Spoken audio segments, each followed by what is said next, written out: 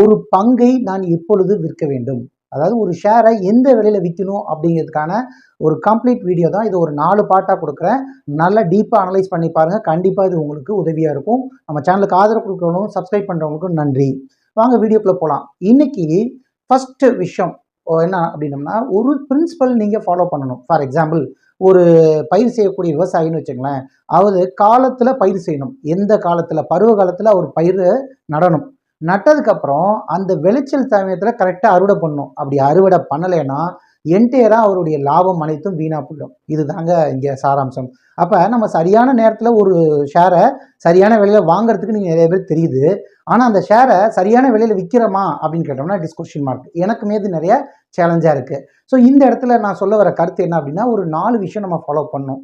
நான் இதை ஒரு சிஸ்டமேட்டிக் மெத்தடாக நான் நம்ம டீம் மெம்பர் அண்ட் கம்யூனிட்டி மெம்பருக்கு கொடுத்துட்ருக்கேன். ஸோ இதை நான் உங்க கூட நான் பகிர்ந்துக்கிறேன். இது ஒரு எஜுகேஷன் பர்பஸ்க்காக தான். இது தேவைப்பட்டால் நீங்கள் பயன்படுத்தலாம். இல்லை எஜுகேஷன் வைஸ் நீங்கள் புரிஞ்சுக்கிட்டு உங்கள் அட்வைஸரோட, உங்கள் முதலீட்டு ஆலோசகருடன் கலந்து முடிவெடுத்துக்கொள்ளலாம். ஸோ 4 விஷயங்கள். ஃபர்ஸ்ட் POO, அதாவது பார்ட்னர், உங்களுடைய ப்ரொமோட்டர் பார்ட்னர் எப்படி இருக்காங்க. ரெண்டாவது so performance of the company, profit, sales, margin, debit, மற்ற விஷயங்கள். அண்ட் தேர்ட் ஒன்று பார்த்தீங்கன்னா, உங்களுக்கு ஓவர் வேல்யூவாக இருக்கா, அண்டர் வேல்யூவாக இருக்கான்னு செக் பண்ண தெரியணும், அந்த ஃபோர்த் அப்படின்னு பார்த்தீங்கன்னா, ஏதாவது ஆப்பர்ச்சுனிட்டி, அதர் பெட்டர் ஆப்பர்ச்சுனிட்டி இருக்கான்னு பார்த்து நம்ம இந்த விஷயங்களை டிசைட் பண்ணணும். ஸோ இன்னைக்கு டாப்பிக்கில் நம்ம பார்க்க போகிற ஒரே ஒரு டாபிக் தான்.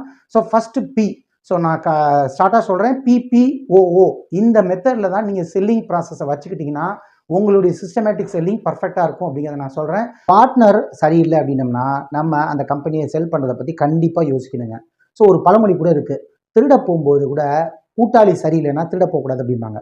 ஒரு திருடுறது ஒரு மோசமான தொழில், அந்த தொழிலுக்கே பார்ட்னர் ரொம்ப முக்கியம் அப்படிங்கிறாங்க, கூட்டாளி.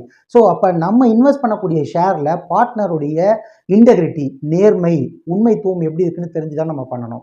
ஸோ இதை உங்களுக்கு புரிகிற மாதிரி சொல்லணும்னா கடந்த கால ஹிஸ்ட்ரியை தான் நான் சொல்லணும். சத்யம் கம்ப்யூட்டர் எல்லாத்துக்கும் தெரியும். அதில் ராமலிங்க ராஜ் அவர்கள் அண்டு ஆடிட்டரோடு சேர்ந்து ஒரு 7000 கோடிக்கு மேலே இஷ்யூ ஆனது.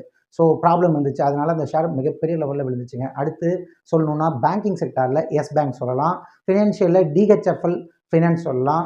ஸோ இன்னும் இண்டஸ்ட்ரி வைஸ் சொல்லணும்னா கிங்ஃபிஷர் ஏர்லைன்ஸ், விஜய் மால்யா பற்றி சொல்லலாம். ஸோ என்னுடைய சாராம்சம் என்ன அப்படின்னம்னா, ப்ரொமோட்ரு சரியில்லை அப்படின்னா கம்பெனி என்ன பேலன்ஸ் ஷீட்டு, என்ன பர்ஃபார்மன்ஸ் பண்ணாலும் கண்டிப்பாக அந்த ஸ்டாக் ஒரு நாளைக்கு ஒன்றுமே இல்லாமல் போகுங்கிறதுக்கு இதெல்லாம் உதாரணம். ஸோ அடுத்து பார்ட் 2, 3, 4 இருக்குது. அதை மேலும் தெரிஞ்சுக்கணும்னா நம்ம சேனலை சப்ஸ்கிரைப் பண்ணுங்கள், ஷேர் பண்ணுங்கள், லைக் பண்ணுங்கள். தேங்க்யூ.